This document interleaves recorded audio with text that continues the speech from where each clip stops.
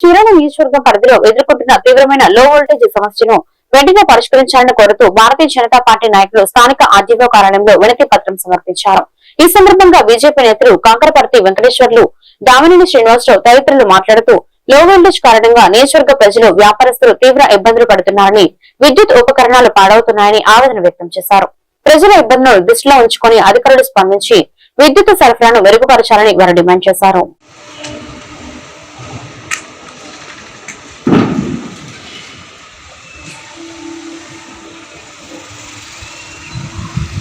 నమస్కారాలండి.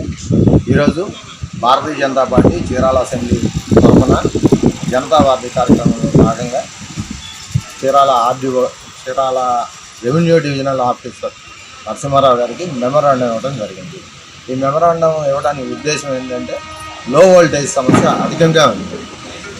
మనం రాష్ట్ర వ్యాప్తంగా చూసుకున్న మన చీరాల పరిసరాల్లో కానీ చుట్టుపక్కల గ్రామాల్లో కూడా లో వోల్టేజ్ సమస్య చాలా దారుణంగా ఉంది.